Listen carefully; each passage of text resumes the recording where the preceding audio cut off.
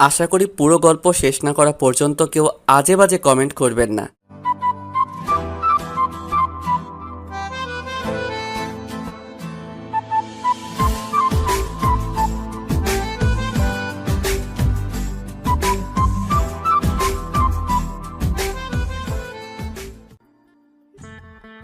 এই ছোট লোক, ফকিরের বাচ্চা, তুই আমার রুমে ঢুকলি কেন? না মানে আপনাকে আন্টি নাস্তা খাওয়ার জন্য ডাকছে। তোকে আমি বলছি না আমার সামনে না আসতে, তারপরেও কেন বারবার আমার সামনে আসিস? আপনি কেন আমাকে এত অপমান করেন? আপনি যা বলেন আমি তো তাই করি। এই কথা বলার সাথে সাথে ঠাস করে নীলা ম্যাডাম আমার গালে একটা চড় মারলো। আমি গালে হাত দিয়ে দাঁড়িয়ে আছি। তোর সাহস দেখে আমি অবাক হচ্ছি, তুই আমার কথার উপর কথা বলিস? এই কথা বলে এর আগে হন হন করে নিচে চলে গেল। আসুন এবার আমার পরিচয় দিয়ে দেই। এতক্ষণ যার সাথে কথা বললাম সে হলো বড়লোক বাবার একমাত্র মেয়ে। ওর বাবা এদেশের টপ বিজনেসম্যানদের মধ্যে একজন, সে কারণে ওর এত অহংকার। নীলা ম্যাম এবার ইন্টার দ্বিতীয় বর্ষে পড়ে। সত্যি নীলা ম্যাম যতটা অহংকারী, আঙ্কেল আন্টি ঠিক তার বিপরীত। তাদের মাঝে কোনো অহংকার নেই, তারা আমাকে অনেক ভালোবাসে। ছোটবেলা থেকে এতিমখানায় বড় হয়েছি। এতিমখানায় থাকতে কয়েকটা টিউশনি করাতাম, সেগুলো দিয়েই পড়ালেখার খরচ চালাতাম। তারপর এসএসসি পাশ করে যখন কলেজে ভর্তি হলাম, তখন এতিমখানার মালিক আমার হাতে কিছু টাকা দিয়ে বলল তারা নাকি আমাকে আর এখানে রাখতে পারবে না। সেদিনই এতিমখানা থেকে আমার যাবতীয় জিনিসপত্র নিয়ে বেরিয়ে পড়লাম অজানা উদ্দেশ্যে। রাস্তা দিয়ে হাঁটছি আর ভাবতে লাগলাম কোথায় থাকবো, কি করব। এই পৃথিবীতে তো আমার আপন বলতে কেউ নেই। এসব কথা ভেবে আনমনে হাঁটছিলাম। হঠাৎ কিছু দূর যেতেই দেখলাম একটা লোক রাস্তায় অজ্ঞান হয়ে পড়ে আছে। আমি দৌড়ে তার কাছে গেলাম। লোকটার কাছেই যেতেই দেখলাম অজ্ঞান হয়ে পড়ে আছে। তারপর আমি তাকে তুলে পাশের একটা হাসপাতালে নিয়ে গেলাম। হাসপাতালে নেওয়ার কিছুক্ষণ পরেই লোকটার জ্ঞান ফিরে আসে। তারপর আমি আমার সবকিছু আঙ্কেলকে বললাম। তারপর উনি আমাকে ওনার বাড়িতে নিয়ে গেলেন। এভাবে আঙ্কেলের সাথে পরিচয়। বর্তমানে আসা যাক। এদিকে নিচ থেকে আমার ডাক আসলো, মানে আন্টি আমাকে নাস্তা করার জন্য ডাকছে। নাস্তার টেবিলে যেতেই নীলা ম্যাম আমাকে দেখে দাঁড়িয়ে পড়ল। কিরে মা, তোর আবার কি হলো? বাবা, তোমাকে আমি কতবার বলবো এই ছোট লোকটার সাথে আমি এক টেবিলে বসে খেতে পারবো না। আচ্ছা, তুই সবসময় ওর সাথে এমন ব্যবহার কেন করিস? ও তো আমাদের মতো একটা মানুষ, ওর কি কষ্ট হয় না? ছোট লোকের আবার কষ্টও হয়? আমাকে উদ্দেশ্য করে বলল, তুই এখনো দাঁড়িয়ে আছিস? যা, নাস্তা নিয়ে তো রুমে চলে যা। তারপর আমি নাস্তা নিয়ে আমার রুমে চলে আসলাম। তারপর ভাবতে লাগলাম একটা মেয়ে এত অহংকারী হয় কিভাবে। নীলা ম্যাম কিন্তু দেখতে অনেক সুন্দর, কলেজের সব ছেলের ক্রাশ, কিন্তু কারোর সাথে প্রেম করে না। কথায় আছে সুন্দরী মেয়েরা একটু বেশি অহংকারী হয়, এক্ষেত্রেও ঠিক তাই হলো। আপনারা তো দেখলেন কেমন অহংকারী। নাস্তা শেষ করে কলেজে যাওয়ার জন্য গাড়ি নিয়ে নিচে দাঁড়িয়ে আছি। নীলা ম্যাম গাড়ির কাছে আসতেই ঠাস করে আমার গালে দুটো চড় বসিয়ে দিল। তারপর বলতে লাগলো, কুত্তার বাচ্চা, তোকে আমি কতদিন বলবো যে আমি যখন গাড়ির কাছে আসবো তখন গাড়ির দরজা খুলে দিবি। আমার মুখ দিয়ে কোনো কথা বের হচ্ছে না, গালে হাত দিয়ে দাঁড়িয়ে আছি মাথা নিচু করে। আমার দাঁড়িয়ে থাকা দেখে নীলা ম্যাম আবার বলতে লাগলেন, কি হলো, একটা দিয়েছি মন ভরেনি, আরেকটা দিতে হবে নাকি? সরি ম্যাম, এইরকম ভুল আর কখনো হবে না। সেটাই তোর জন্য ভালো হবে। তারপর আমি আর কোনো কথা না বলে দরজা খুলে দিলাম। নীলা ম্যাম গাড়ির ভিতরে গিয়ে বসলেন এবং আমি গাড়ি স্টার্ট দিলাম। গাড়ি চালাতে চালাতে মা বাবার কথা ভাবতে লাগলাম। মা বাবা, তোমরা কেন আমাকে একা করে চলে গেলে? আজ যদি তোমরা বেঁচে থাকতে তাহলে হয়তো আমাকে এই দিন দেখতে হতো না। এইসব কথা ভাবতে ভাবতে গাড়ি নিয়ে সোজা কলেজে চলে আসলাম। ও, আপনাদের তো বলা হয়নি, নীলা ম্যাম আর আমি একসাথে পড়ি। উনি এবার ইন্টার সেকেন্ড ইয়ারে পড়ে, আমিও সেম। তারপর নীলা ম্যাম গাড়ি থেকে নেমে ওনার ফ্রেন্ডদের কাছে চলে গেলেন আর আমি গাড়িতে বসে আছি, কারণ আমার কোনো বন্ধু নেই, তাই ক্লাস শুরু হওয়া পর্যন্ত গাড়ির ভিতরে বসে থাকি। এদিকে নীলা ম্যাম ওনার বান্ধবীদের কাছে যেতেই ওনার এক বান্ধবী বলল, কি রে নীলা, আজকে এত লেট করলি কেন? আর বলিস না, ছোট লোকটার সাথে ঝগড়া করতে গিয়ে দেরি হয়ে গেল। তুই কি আরিয়ানের কথা বলছিস? তো আর কথা বলবো, সকাল সকাল মাথাটা খারাপ করে দিল। কি করেছে ও, তুই এত রেগে আছিস? তারপর নীলা ম্যাম সকালে যা হয়েছে সবকিছু বলল। কি, তুই এই সামান্য কারণে ছেলেটার গায়ে হাত তুললি? তোর তো দেখছি ছোট লোকটার জন্য দরদ একেবারে উতলায় উঠছে। আচ্ছা, ও তো আমাদের মতো একজন মানুষ, ওর কি কষ্ট হয় না বল? ছোটবেলা থেকেই ছেলেটা মা বাবা হারিয়েছে। তোর যখন এতই দরদ হচ্ছে তাহলে জানা ওকে গিয়ে একটু আদর করে দে। এ কথা বলার সাথে সাথে নীলা ম্যাম সহ বাকি সবাই হাসতে লাগলো। যত খুশি তত হাস। একদিন সবাই তোরা তোদের ভুল বুঝতে পারবি। এখন জ্ঞান দেওয়া বন্ধ করে চল ক্লাসে যাই। তারপর নীলা ম্যাম আর ওনার ফ্রেন্ডরা ক্লাসে চলে গেলেন। এদিকে আমি গাড়ির ভিতরে বসে থাকতে থাকতে বোর হয়ে যাচ্ছি, তাই আমিও ক্লাসে চলে গেলাম। ক্লাসে ঢুকতেই হঠাৎ কারোর সাথে ধাক্কা লেগে পড়ে গেলাম। কিসের সাথে ধাক্কা খেলাম সেটা দেখতে যেই নিচে তাকালাম, অমনি আমি তো ভয় শেষ, কারণ নিচে একটা পরী বসে আছে আর আমার দিকে রাগীভাবে তাকিয়ে আছে। আমি তো ভয় শেষ, হাঁটু কাঁপতে লাগলো, কারণ এরকম পরিস্থিতিতে আগে কখনো পড়িনি, তাই ভয়টা একটু বেশি লাগছে। আমার এমন ভয় পাওয়া দেখে মেয়েটা বলতে লাগলো, এই যে মিস্টার, কি হলো? চোখে দেখেন না নাকি? সরি, আমি আপনাকে দেখতে পাইনি, প্লিজ আমাকে ক্ষমা করে দিন। এদিকে মেয়েটা আমার এইভাবে কথা বলা দেখে ভাবতে লাগলো, কি ব্যাপার, দোষ তো আমারও ছিল, কেন ক্ষমা চাইছে? না, ছেলেটাকে দেখে তো ভালো মনে হচ্ছে। ক্ষমা পরে দেখা যাবে, আগে আমাকে টেনে তুলুন। তুলসী। এই বলে আমি মেয়েটাকে টেনে তুললাম। তারপর আমি বলতে লাগলাম, আপনি আমাকে ক্ষমা করেছেন তো? আসলে আমি আপনাকে দেখতে পাইনি। না, আমি আপনাকে ক্ষমা করব না। আমি তো আপনার কাছে ক্ষমা চেয়েছি, আর তাছাড়া দোষ কিন্তু আপনারও আছে। আসলে এখানে আমার কোনো দোষ নেই, মেয়েটা নিজেই কোত্থেকে এসে আমার সাথে ধাক্কা খেলো। মেয়েটাকে দেখেই বড় লোকের মেয়ে মনে হচ্ছে, আর আপনারা তো জানেন বড় লোকরা কেমন, তাই আমি আগেই সরি বললাম। কি বললেন আপনি? আমার দোষ ছিল? আমি এখনই প্রিন্সিপাল স্যারের কাছে আপনার নামে নালিশ নিয়ে যাচ্ছি। আপনি আমাকে যা শাস্তি দিবেন দিন, তবুও স্যারের কাছে নালিশ দিবেন না প্লিজ, মনে মনে বলতে লাগলো। না, এবার মনে হয় একটু বেশিই যাচ্ছে। বেচারা কান্না করে দিল। কি হলো, কিছু বলছেন না কেন? ঠিক আছে, স্যারকে কিছু বলবো না, তবে আজকে থেকে আমি যা বলবো তাই শুনতে হবে। আজব তো, আপনি কে যে আপনার কথা আমাকে শুনতে হবে? ওকে, আমার কথা না শুনলেও একটু পর প্রিন্সিপাল এসে যা বলবে তাকে না শুনতে পারবেন? মেয়েটার কথা বলার দেখেই আমি বুঝে গেলাম ও কি বলতে চাইছে, তাই আমি আর কোনো কথা না বলেই হ্যাঁ বলে দিলাম। না, আপনি যা বলবেন আমি তাই শুনবো। ওকে, ঠিক আছে। এখন বলুন আমাকে কি করতে হবে? বেশি কিছু না, এখন আপাতত আমার সাথে বন্ধুত্ব করতে হবে। এই আপনার মতলবটা কি বলেন তো? আমি তো আপনাকে বন্ধু হতে বললাম, এতে মতলবের কি আছে?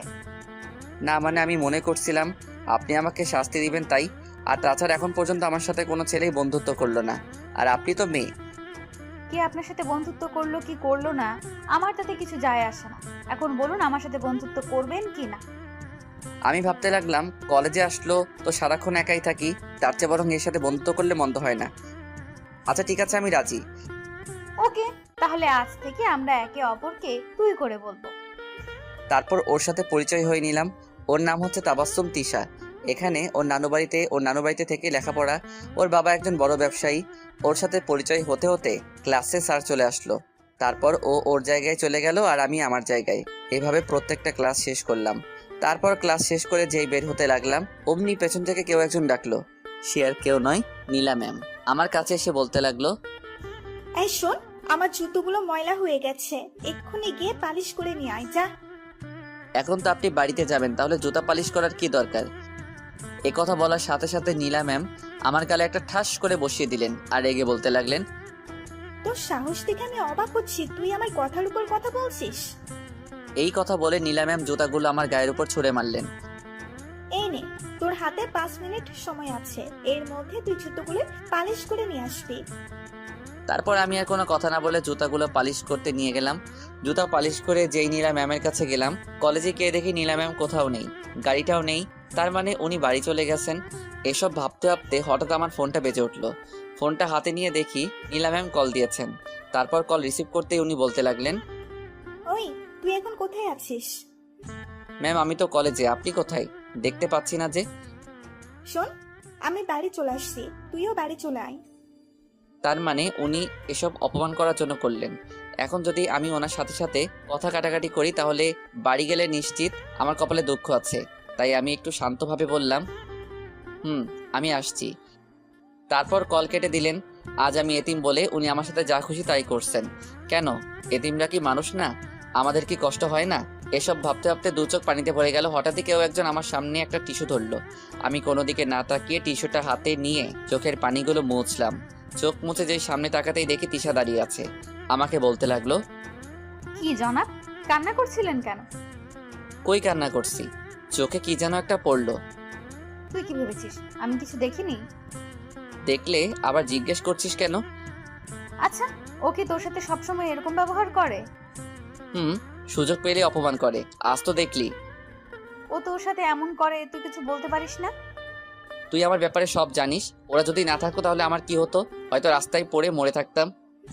তুই এত ভালো কেন রে? আচ্ছা, আমি যে ভালো তা কিভাবে বুঝলি? খারাপও তো হতে পারি।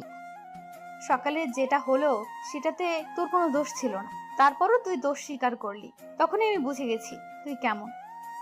আচ্ছা, এসব কথা থাক, এবার আমাকে বাড়ি যেতে হবে। আচ্ছা যা, যাওয়ার আগে তোর মোবাইল নাম্বারটা দিয়ে যা। আচ্ছা, ইনে ধর, 018905224। তারপর ওকে বিদায় দিয়ে বাড়িতে চলে আসলাম। বাড়িতে এসে জুতাগুলো নিয়ে নীলা ম্যামের রুমে গেলাম। দরজার সামনে এসে বললাম, ম্যাম আসবো? বল, কেন এসেছিস? ম্যাম, আপনার জুতাগুলো নিয়ে এসেছি। তুই কি করে ভাবলি জুতোগুলো আমি পায়ে দিব? কেন ম্যাম, এগুলো তো আমি ঠিকভাবে পালিশ করে এনেছি।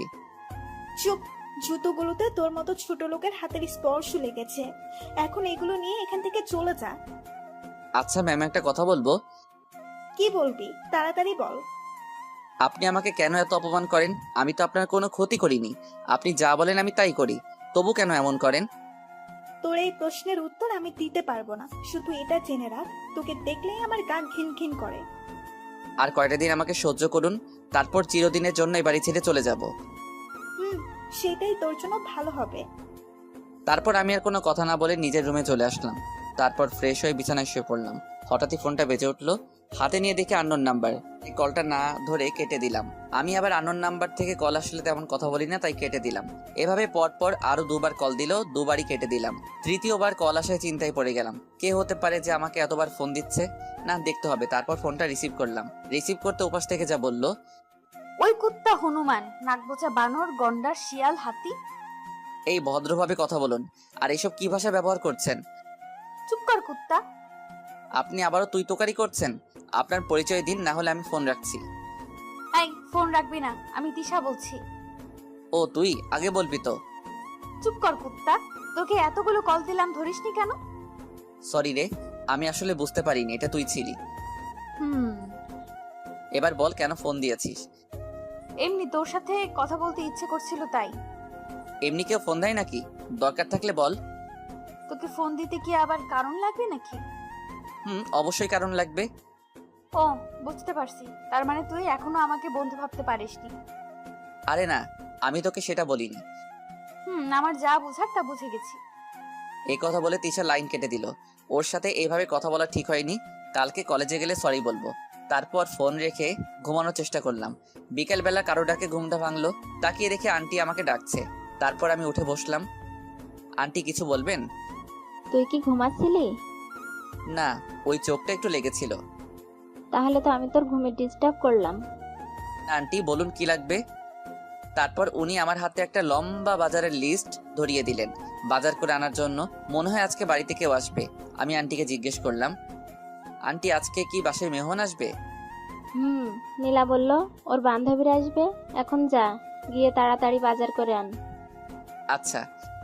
নীলা ম্যামের বান্ধবীরা আসবে শুনে আমার মন খারাপ হয়ে গেল, কারণ ওরা ততবারই আমাকে অপমানিত হতে হয়। তারপর বাজারে চলে গেলাম। বাজার করে বাড়িতে আসলাম। বাড়িতে আসার কিছুক্ষণ পরে মাগরিবের আজান দিল। তারপর মসজিদে চলে গেলাম নামাজ পড়তে। নামাজ পড়া শেষ হলেই বাড়ির দিকে রওনা দিলাম। বাড়ির সামনে আসতেই দুটো প্রাইভেট কার দেখতে পেলাম। বুঝতে আর বাকি রইল না যে ওনারা চলে এসেছে। তারপর বাড়ির ভিতরে ঢুকতেই দেখলাম সবাই সোফার উপর বসে আছে। ওদের মধ্যে দুজন ছেলে আছে। ছেলে দুটোকে আমার চেনা চেনা লাগছে, কোথাও যেন দেখেছি। এসব ভাবতে লাগলাম। হঠাৎই নীলা ম্যাম আমাকে দেখতে পেয়ে বলতে লাগলেন, ওই তোরা সবাই দেখ, নবাবজাদা এসে গেছে। আসলে নামাজ পড়তে গিয়েছিলাম। তারপর যা, আর ওদের জন্য কিছু নাস্তা নিয়ে আয়।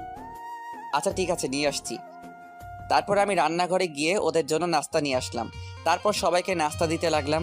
যখনই ছেলে দুটোর সামনে আসলাম অমনি ওরা দুজন বলতে লাগলো, নীলা, কি রে, এই খ্যাটটা তোদের বাড়িতে কি করছে? আর বলিস না, বাবা কি দেখেছে ওর মতো একটা খ্যাত এই বাড়িতে নিয়ে আসলো, সেটাই বুঝতে পারছি না। ছেলেটা আবার বলতে লাগলো, নিশ্চয় ওর কোনো মতলব আছে তাই। এইভাবে আরো নানাভাবে সবাই আমাকে অপমান করতে লাগলো। হঠাৎই কেউ একজন বলতে লাগলো, তাকিয়ে দেখি নীলা ম্যামের বান্ধবী জয়া। তোরা সবাই কি শুরু করলি? যে একটু সুযোগ পেলি অমনি সবাই মিলে ছেলেটাকে অপমান করা শুরু করলি। কি রে, তোর আবার কি হলো? কিছুদিন ধরে দেখছি তুই ওর হয়ে একটু বেশিই কথা বলছিস। আমি ওর হয়ে কোনো কথা বলছি না, শুধু তোদের ভুলটা ধরিয়ে দিচ্ছি। ও আচ্ছা, এখন কি আমাকে তোর কাছে ঠিক ভুল শিখতে হবে নাকি? হ্যাঁ, অবশ্যই শিখতে হবে, কারণ তোর মাঝে অহংকারী মনোভাবটা একটু বেশি আছে। তুই কিন্তু এবার একটু বেশিই বলছিস। উচিত কথা বললাম তো, তাই। দেখ, তুই যদি আজকে আমার ফ্রেন্ড না হয়ে অন্য কেউ হতি, তাহলে আমি তোর সাথে কি যে করতাম। তুই কি করবি আমার জানা আছে, পারবি শুধু কথায় কথায় মানুষকে অপমান করতে। এদিকে আমি দর্শকের মতো দাঁড়িয়ে ওদের দুজনের ঝগড়া দেখছি, মনে হচ্ছে যেন আমি টিভিতে কোনো সিরিয়াল দেখছি। আমি ভাবতে লাগলাম জয়ার হঠাৎ আবার কি হলো?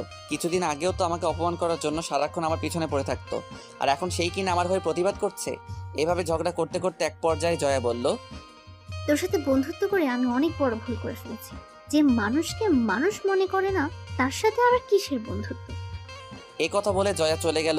এদিকে জয়া চলে যাওয়ার পর নীলা ম্যাম আমার সামনে এসে ঠাস করে একটা চড় মেরে বলল, আজ শুধুমাত্র তোর কারণে জয়া আমার সাথে এরকম ব্যবহার করলো।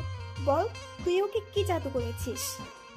গালে হাত দিয়ে মাথা নিচু করে দাঁড়িয়ে আছি, মুখ দিয়ে কোনো কথা বের হচ্ছে না। কি হলো, কথা বলছিস না কেন? কি বলবো? তোকে তো আমি পরে দেখে নেব, আগে এদের বিদায় করি। তারপর নীলা ম্যাম ওনার বাকি ফ্রেন্ডদের সাথে মজা করতে লাগলেন। আমার আবার ছেলে দুটোর উপর চোখ পড়লো। ওদের কোথাও যেন দেখেছি, কিন্তু মনে করতে পারছি না। ছেলে দুটোর মধ্যে একজন বলে উঠল, নীলা, এবার আমাদের যেতে হবে। আর আঙ্কেল কোথায়? ওনাকে দেখছি না যে। বাবা কিছুদিনের জন্য দেশের বাইরে গেছে, এই তো কিছুদিন পরেই চলে আসবে। তারপর নীলা ম্যামের সব ফ্রেন্ডরা খাওয়া দাওয়া করে চলে গেলেন। ওরা সবাই চলে যেতেই নীলা ম্যাম আমার সামনে এসে আমার দিকে রাগী দৃষ্টিতে তাকিয়ে চলে গেলেন। আমি বুঝতে পারলাম আজকে রাতে আমার ঘুমের 12টা বাজবে, কারণ নীলা ম্যাম যখন বেশি রেগে থাকেন উনি তখন আমাকে দিয়ে সারা রাত ওনার সেবা করান। তারপর আমিও আর দাঁড়িয়ে না থেকে আমার রুমে চলে আসলাম। আমার মাথায় শুধু ছেলেগুলোর কথা আসছে, কোথায় দেখেছি ধুর কিছুই মনে আসছে না। এদিকে ডিনার করার জন্য নিচ থেকে আন্টির ডাক আসলো, তাই নিচে চলে গেলাম। তারপর খাওয়া দাওয়া করে আবার উপরে চলে আসলাম। বিছানায় শুয়ে আছি, কিন্তু চোখে কিছুতেই ঘুম আসছে না, তাই উঠে ছাদে গেলাম। গিয়ে কিছুক্ষণ হাঁটাহাঁটি করে রুমে আসলাম। রুমে আসার কিছুক্ষণ পরে নীলা ম্যামের নাম্বার থেকে একটা কল আসলো। আমার আর বুঝতে বাকি রইলো না যে কেন ফোন দিয়েছে। আমিও আর বসে না থেকে ওনার রুমে চলে গেলাম। গিয়ে দেখি বিছানায় বসে মোবাইল চালাচ্ছে। আমি যেতেই বলতে লাগলো, কি রে, তোর আসতে এত সময় লাগলো কেন? আমি তো আপনার ফোন পাওয়ার সাথে সাথে চলে এলাম। চুপ, আবার মুখে মুখে কথা বলছিস। আমার সাথে সাথে আয়। এমনি অনেক শীতের রাত, তাই ভাবতে লাগলাম উনি আজকে আমাকে কি শাস্তি দিবেন। বাথরুমের সামনে এসে বলতে লাগলেন, বাথরুমের ভেতরে গেলে কিছু জামা কাপড় দেখতে পাবি, যা বসে বসে ওগুলো কাচতে শুরু কর। ভালোভাবে কাচবি, যাতে একটা ময়লাও না থাকে। কি? কিন্তু ম্যাম, ওগুলোর জন্য এক্সট্রা কাজের লোক আছে। আছে, কিন্তু ওরা ঠিক মতো ধুতে পারে না, তাই আজ তোকে দিয়ে করাচ্ছি। এখন কথা না বলে কাজে লেগে পড়। এই কথা বলে নীলা ম্যাম চলে গেলেন। আমি মনে মনে বলতে লাগলাম, কি শয়তান মেয়ে রে বাবা, এই শীতের রাতে নাকি আমাকে কাপড় কাচতে হবে, আর কি কি করাবে কে জানে। এইভাবে নীলা ম্যাম সারা রাত আমার উপর অত্যাচার করলেন। উনি নিজেও ঘুমাননি, শুধুমাত্র আমাকে কষ্ট দেওয়ার জন্য। কি ডেঞ্জারাস মেয়ে রে। ফজরের আজানের একটু আগে নীলা ম্যাম ঘুমিয়ে পড়লেন। তারপর আমিও আমার রুমে চলে আসলাম। তারপর মসজিদে চলে গেলাম। মসজিদ থেকে বাড়ি আসতে দেখি আন্টি আর নীলা ম্যাম নাস্তা করছে। তারপর আমি আমার নাস্তা নিয়ে রুমে চলে আসলাম। আপনারা তো জানেন নীলা ম্যাম আমার সাথে এক টেবিলে খাবেন না। আঙ্কেল আন্টি এত ভালো, আমাকে অনেক ভালোবাসে, ওনাদের মাঝে বিন্দুমাত্র অহংকার নেই। কিন্তু মেয়েটা কিভাবে যে এত অহংকারী হলো কে জানে। তারপর নাস্তা শেষে কিছুক্ষণ পড়লাম। কালকে রাতে কিছুই পড়া হয়নি। পড়তে পড়তে কলেজে যাওয়ার সময় হয়ে গেল। তারপর কলেজে যাওয়ার জন্য রেডি হলাম। তারপর নিচে নেমে গাড়ির কাছে এসে নীলা ম্যামের জন্য অপেক্ষা করতে লাগলাম। হঠাৎই নীলা ম্যামের দিকে চোখ গেল। আমি হা করে ওনার দিকে তাকিয়ে আছি, কারণ আজকে ওনাকে অনেক সুন্দর লাগছে, একেবারে পরীর মতো লাগছে। কারণ আজকে একটা সাদা ড্রেস পরে এসেছেন, যেটা তার নীলা ম্যামের সৌন্দর্য আরো কয়েক গুণ বৃদ্ধি করে দিলেন। ওনাকে যে কেউ দেখলে বাস খাবে, থুকু ক্রাশ খাবে। তারপর উনি সামনে